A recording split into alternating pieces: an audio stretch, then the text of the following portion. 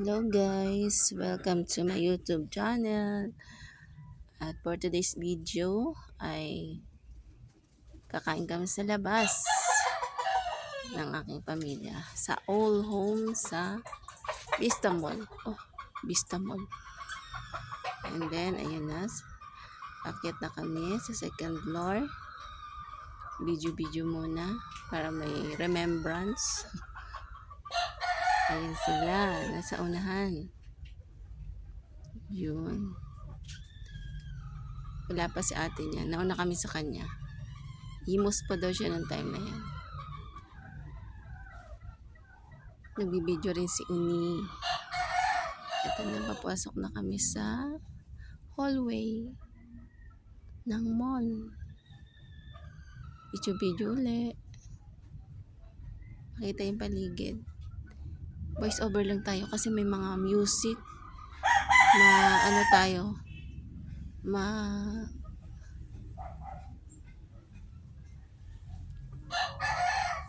Ano tayo ng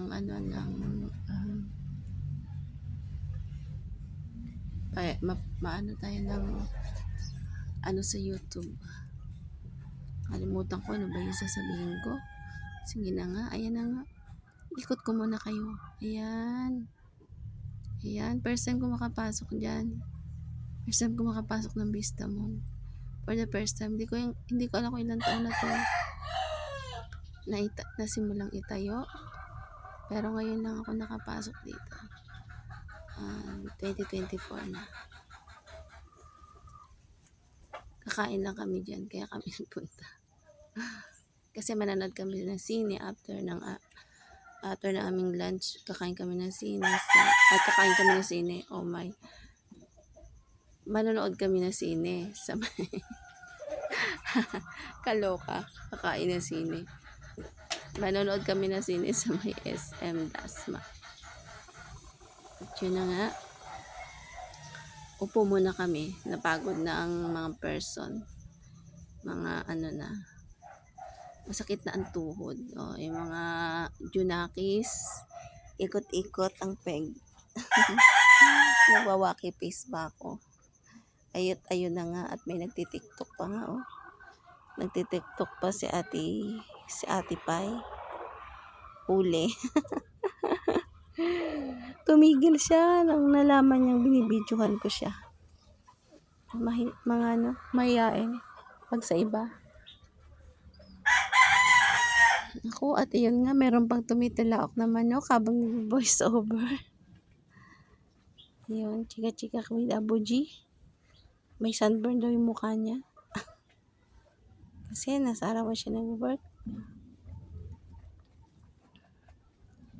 At yun na nga, ang aking, ipa-tiktok din si JL.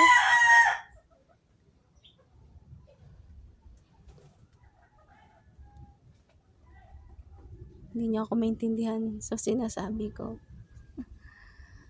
Napagod na rin ang mga person. Upo na rin sila. Habang nagbibideo. Picture. Si Uni.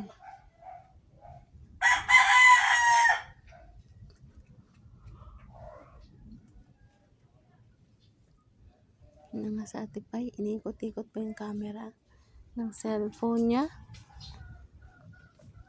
Oops, at balik na naman sa akin. Ano na naman tayo? Sasalita na naman dyan na walang kakwenta-kwenta. At ito na nga, dumating na daw si ate. Nauna sa amin doon sa kakainan namin. Nauna siya, hindi namin alam. Iba pa rin dinaanan niya. Doon siya sa first floor, dumaan. So, bumaba kami niya ng escalator.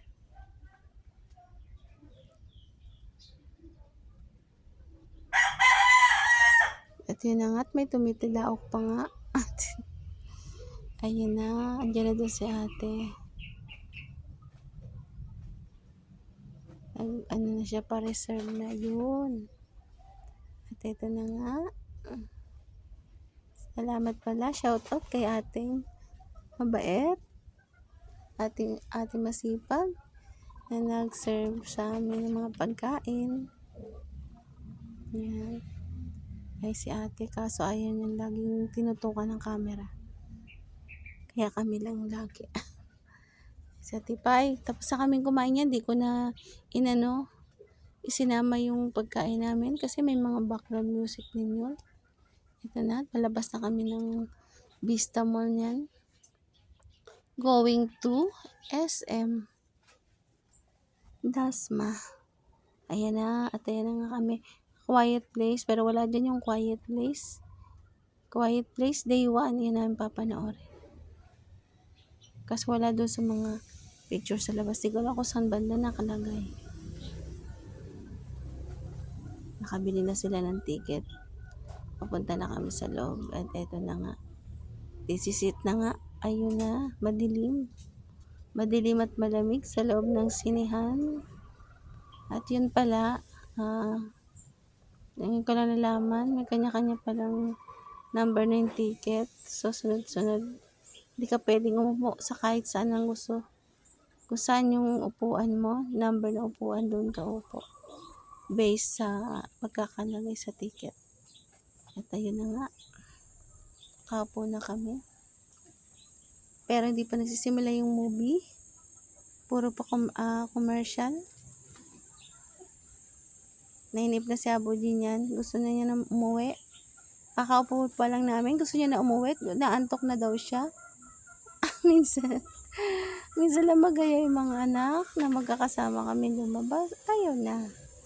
At ito na nga, uuwi na nga kami niyan. Natapos na kaming manood. Palabas na kami niyan kasi hapon na. Nagmamadali nga ang aming Abu G kasi ang kanyang mga manok. Wala daw magpapakain. Magugutom ang kanyang mga anak sa labas. Joke lang. Yun na kasi ang niya eh. Ang kanyang mga manukan. Yun ang kanyang lagi, pinagkakaabalahan. Hindi pwedeng hindi makakalimutan ang kanyang mga manok.